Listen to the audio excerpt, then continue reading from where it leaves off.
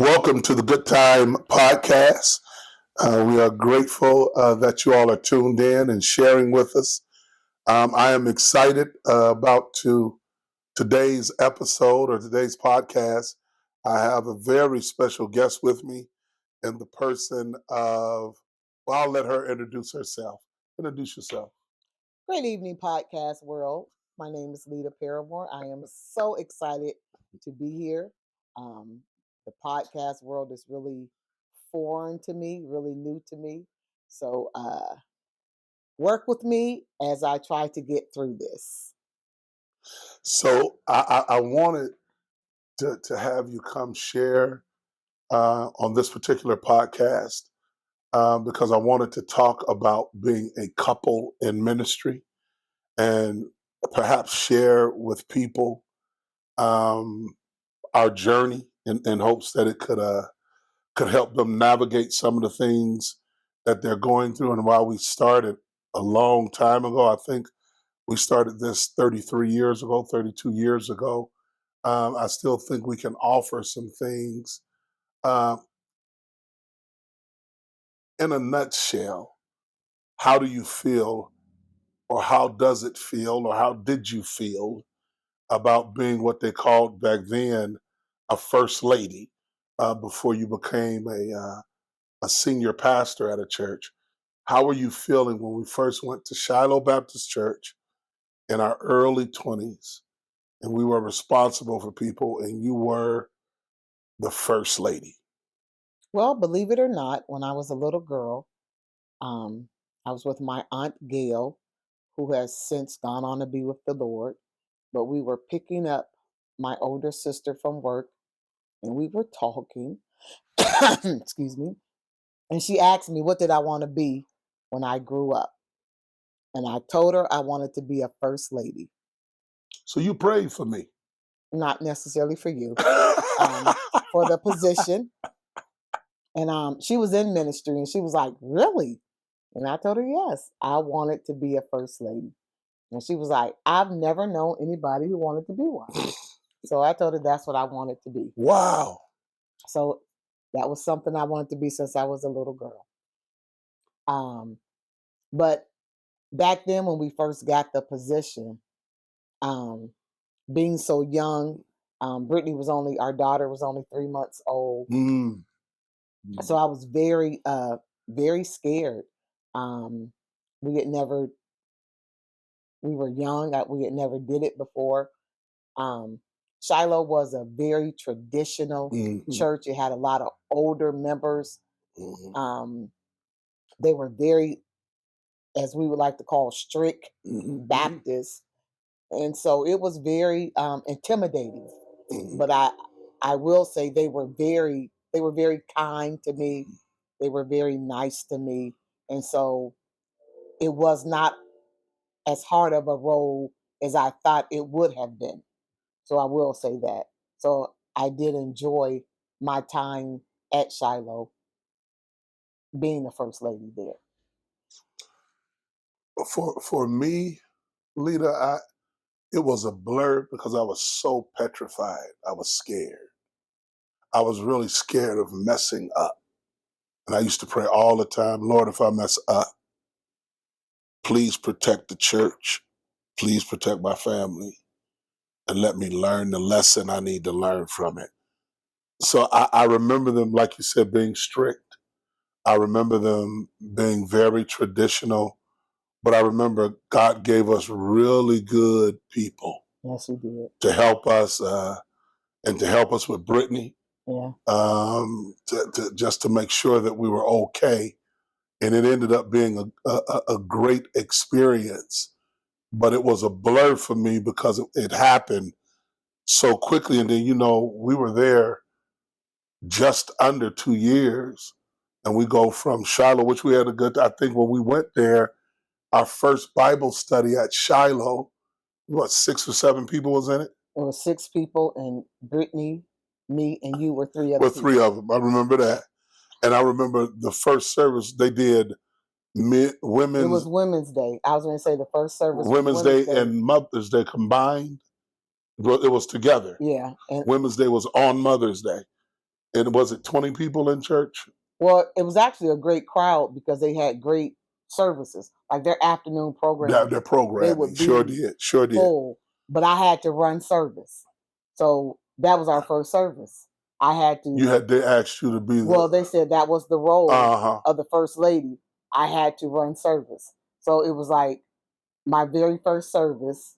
And our said, very first service. Yeah, that was our first Sunday there, and they said the role of the first lady, you have, because You have to do this. You have to do this. And so I'm like, but it's our first Sunday. I think the pastor should. They said, no. It's the role of the first lady. And so I went to Dillard's, and like we were not financially prepared or sound, but I'll never forget. I went to Dillard's and I bought a $99 skirt that we really couldn't afford, but I really wanted to look nice. And they had red church punch, and I spilled some punch, and I never was able to wear the skirt again because the stain never came out. We were really broke.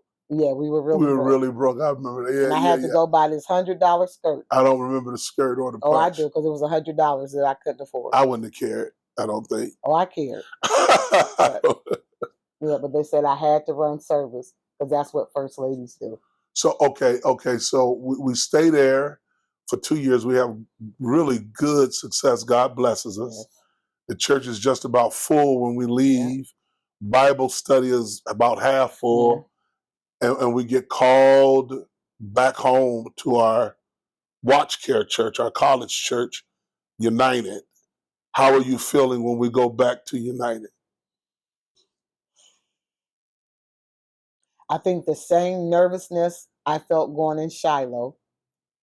I was just as nervous going back to United because it was so big.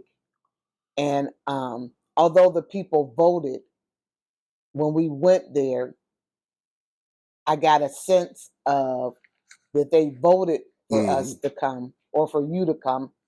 But then when we got there, it was like, we really don't want him here. That's interesting because they didn't. I think, and I don't think it was as much as they didn't want me there as much as they wanted their pastor back.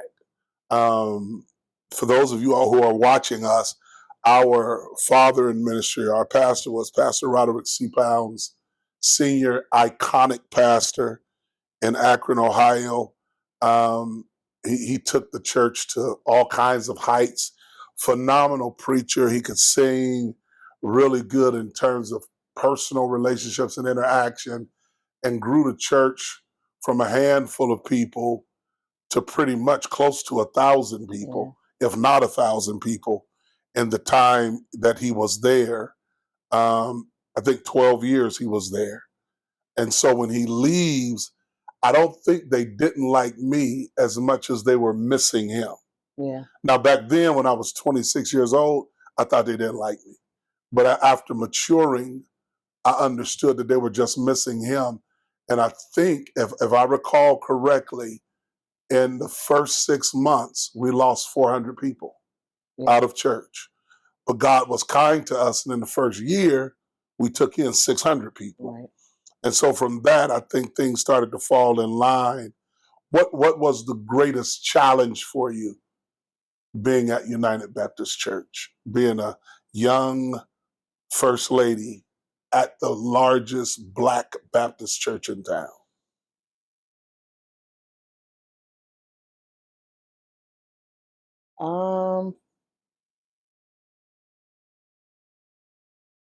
I just think that one of the biggest challenges was just in our relationship, because it required so much. There were so many different people, and I just think it caused the wedge in our relationship. You mean with me and you? Yes. Or you and I? Which one is right? Me and you, or you and I? You and I. Okay, go ahead. I just think it caused the wedge. Because everybody was our age. And so that 2030, and I just think it was so much drama. And I just think we're all the same age, and no one knew how to handle the drama. Do you think it's a miracle that we made it? A biblical proportion. It's a miracle that we made it. It was rough. Yeah. It was really rough. And to the point that you made, I will agree, because there's so much going on and everybody's pulling. And here's the thing that I want people listening to understand. Nobody taught us how to do it. No. Nobody could tell us how to do it. When I mentioned our pastor, our father in ministry, I think I need to throw this in just so people can know. He's only 7 or 8 years older than me, which means he's only 6 years older than you. So when we are 21 and 23 at church, our pastor is only 29. So he's literally living through the same stuff that we're living through. And so when we come back to pastor now, and I'm 26, it's a lot of drama. And it was very difficult because no one taught us how to navigate that drama. And I can honestly say now, I love the worship services we had. I love the Bible study. We had great people, but I did not like pastoring at United Baptist Church. It was always overwhelming, and I think we went through a season, Leta, of years where we could have got divorced any day. Would you agree with that? Sure. We could have just got divorced any day. It was that much tension, and it was that difficult. And I know for sure that I was supremely insensitive back then. I just felt like if I bought you stuff, you should be quiet. So I bought you a whole lot of stuff. And listen, y'all, it was like really nice stuff. She never turned it down. But it was really nice stuff. But I kind of threw money and cars and stuff at her and not really not really giving her any attention, and just trying to make the church work. And so the church was working. For young pastors to hear, the church was working, but our relationship was stalling. It was really difficult. And so for any young pastor, first lady, pastor, co-pastor who's watching this, I'm going to tell you, it really is true. Your first ministry has to be at home. I think God honored us because we were really sincere, even though we didn't know what we were doing. What you think about that? And I would agree. And also, I needed to find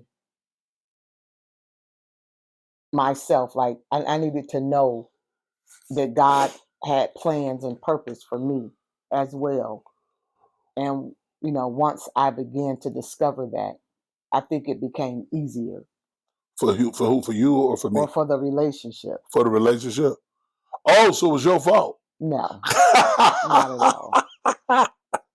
I think it's important that women in ministry, or women who are married to preachers or to pastors, that that we understand that God, and I do believe there are seasons, because I do believe that God created me, or purpose for me, to be Brittany and Kenny's mom for a season, but then he also created me to do other things too, because after a while they didn't need me the way they needed me at first. Was that tough on you? Not at all. Okay. Nope, not at all. They need you, at certain seasons, but then as they grow and mature, they don't need mommy as much as they. And so I needed to seek the Lord, so he could let me know, this is where I need you. These are the things I need for you to do. And if I didn't develop those things, I would have still been suffering. What if you could label what you were feeling, was it belonging? Was it depression? Was it what would you label it as that had you suffering when you weren't in touch with who you were supposed to be? I guess I would be insecure. Okay. Okay. A lot of times I think I was looking for it to come from you, but it could not come from, like, everything could not come from you. God had some work that I needed to do, that he needed for me to do. And I kept looking, like like, my husband, I needed, like, it's he and I. It's he Mhm. and I. But it was still you and I, but he still needed me to do some things for the kingdom. Now let me ask this question. Why did you never say that to me back then, that you needed or felt like you needed more from me? Why did you never articulate that or say that? Well, I thought I did. I guess maybe you didn't understand. Ah, so you felt like you were saying it. Yeah. Okay. I didn't feel like you were saying it at all. Okay. So Well, clearly. you might need better communication. You need to brush up on your communication skills. I needed to work on my communication Yeah, you need to skills. understand what I'm Look, saying. look, I'm passing the whole church and my communication skills are in the toilet. I love it. I love it. Okay. Because I don't remember you saying that to me. Now I do remember one time when you got mad and you threw all the stuff I brought you somewhere. You was like, I ain't never asked you for none of this stuff. I wanted to be with you. I do remember that, but that was a very heightened expression. And you didn't get it? I got it that day, but it wasn't perpetual. Well, that didn't, like, strike something in you to It, say, it struck in me. She better not. She better not break that TV. that didn't, like, speak to you, like, Well, yeah, to yeah, say, like, she don't need this stuff. but see, that's for a young pastor. That's that because you got to remember when I start pastoring, when we're and so, ladies and gentlemen, you all who are listening, to put this in perspective, we are 26 and 28 years old, respectively, and by the time we are 30, it's not an argument. We have the largest Black Baptist church in town. Would you agree? Yes.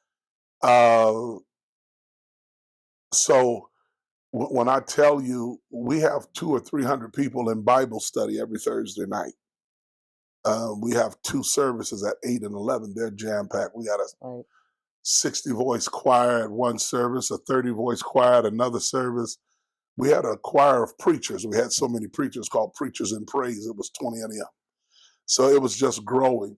Back then in the 90s, our average offering was $12,000 or $13,000 a week. Right. Is that about right? Right.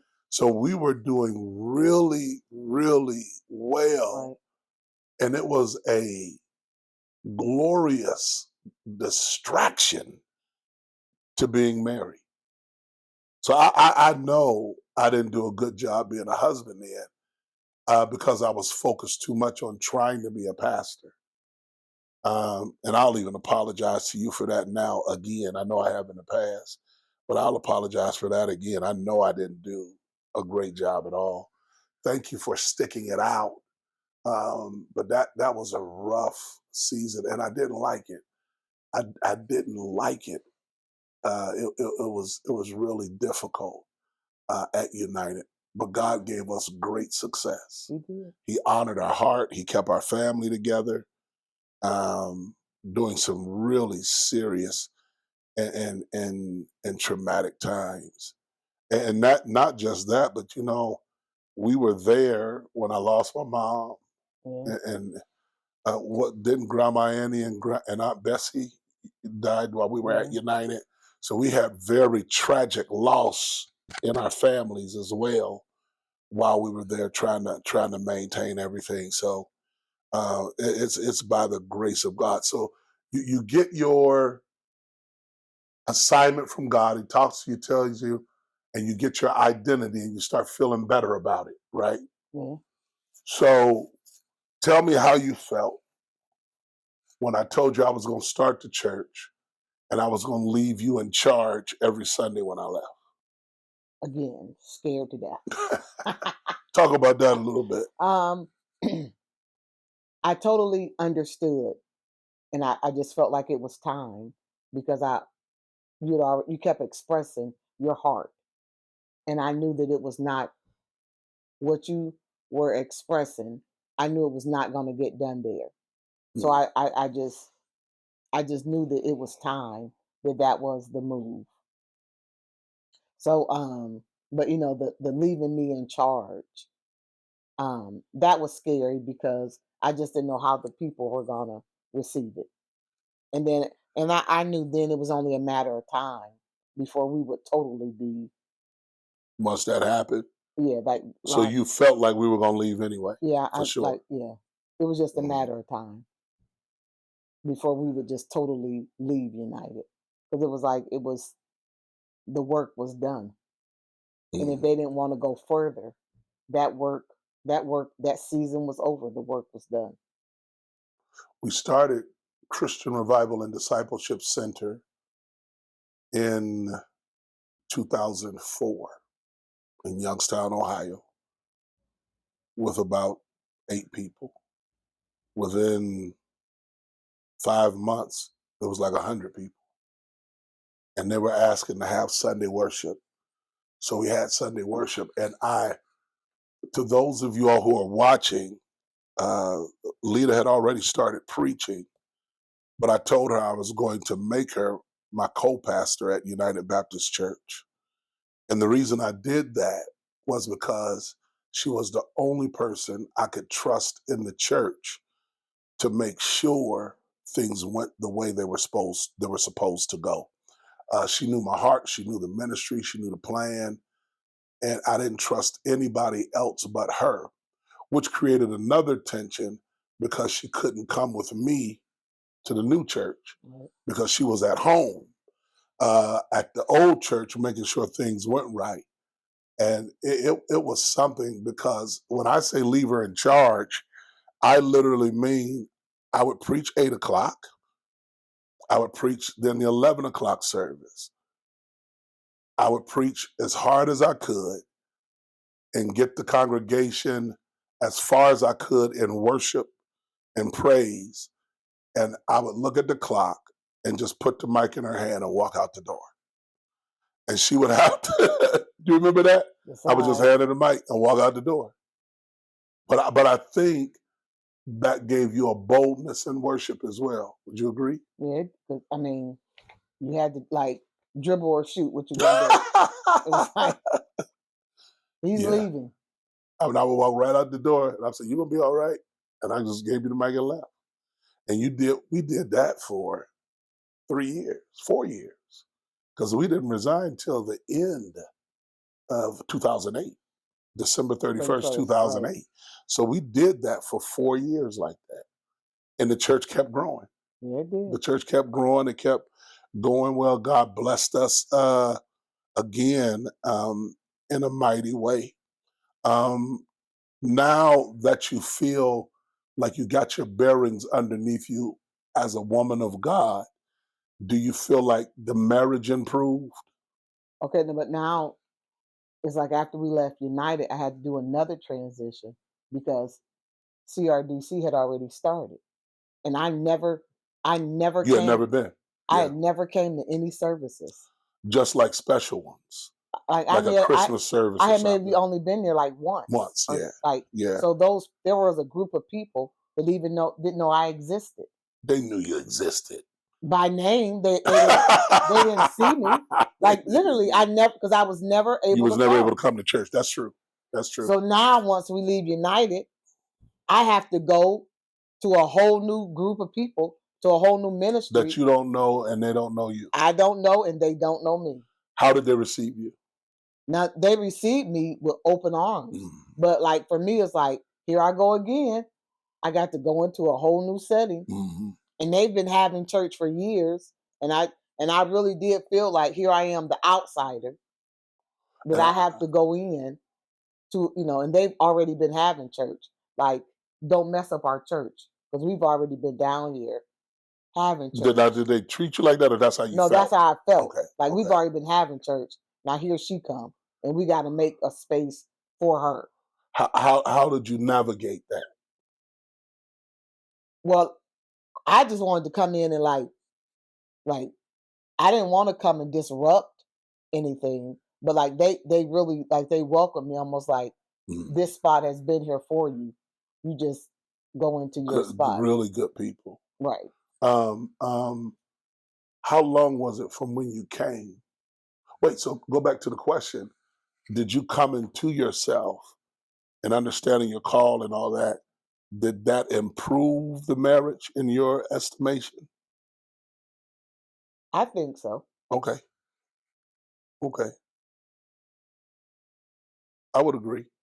I'm trying to think back. I got a short memory. See, I remember the blur when it was really tough for those years in the middle.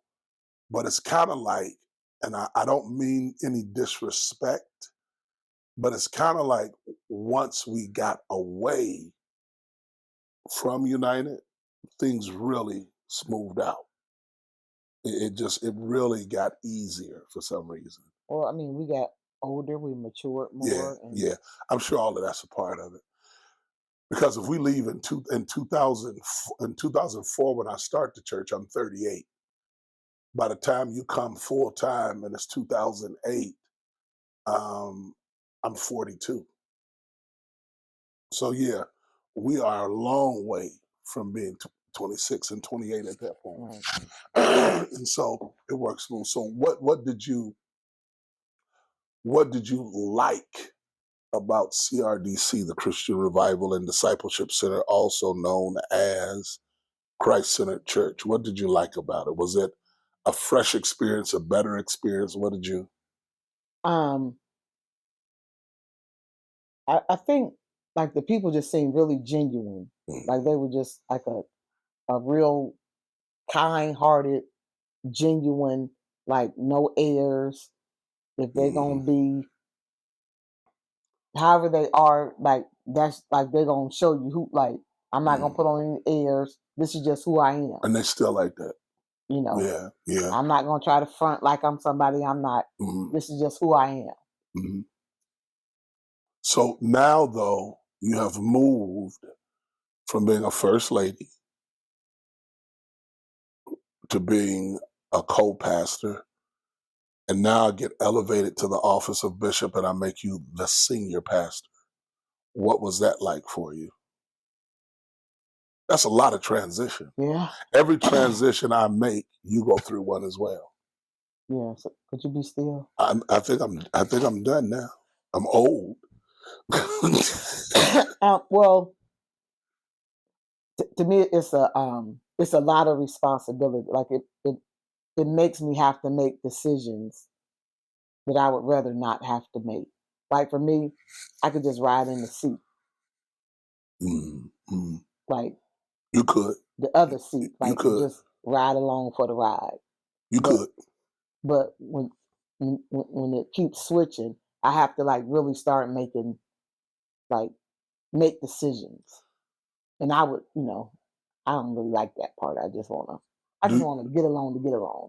Do you think do I get in your way with the decision making? No. Okay. Good.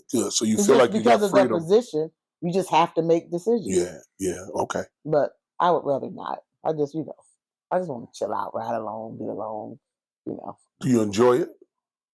No. You don't enjoy being a senior pastor? I mean, I thought someone making. No, just being a senior pastor. I mean, it is what it is. It's just people listening. Okay, it is what it is. I love it. I mean, because you work with people, people are just people. Yeah. Sometimes it's enjoyable, and then sometimes it's like, really? Yeah, that's fair. Like you did that, you said that, you did that. So here's what I want you to do. I want you to give in the last few minutes I want you to give first ladies, co-pastors, senior pastors. You have a wealth of experience because here's what people we've been together since 1984. So this year we have been together 40 years. So you've seen every stage of the ministry. and for the most part, I've always tried to make sure you are included in the ministry. What advice, what counsel would you give the first lady, the wife, the first lady, the co-pastor, the pastor? What advice would you give them? I want For you to the have the wife, last word. You definitely have to have a prayer life. Like you if you don't have anything else, you really, really, really need a prayer life. I definitely would. A prayer life, a study life. Um, you have to have your relationship with the Lord Jesus Christ. You definitely need that. Um, you have to have great communication skills with your husband. You have to be able to communicate and talk with. And even when you're talking and communicating, and they may not understand, that's why you need to have that relationship with the Lord. Because when you talk and they don't get, a lot of times prayer is the thing that can change things or change you so that you can deal with or accept some of the things that are going on. You don't need a bunch of girlfriends. You don't need a bunch of people hanging around you. That's the last thing you need. Wow. Why do you say that? Because they're not gonna help. They can hurt. You don't need all of that. You don't need a bunch of groupies. You don't need a bunch of armor bearers. You don't need a whole bunch of that. I've never had a bunch of No. rah rah girls with me. Mm-mm. You don't need all of that. It's more than you don't need all of that. You don't need a bunch of big hats. You don't need a bunch of fancy clothes. You don't need none of that. You better have your good relationship with the Lord and have a great relationship with your husband. Um, don't allow people to say what you should do and what you shouldn't do. You define you. Mm-hmm. So, What about pastoring? as far as pastoring, know your role. I was your co-pastor. Now I'm the senior pastor, but you're the bishop. So I know my role. I don't want to. I'm not in charge of the church.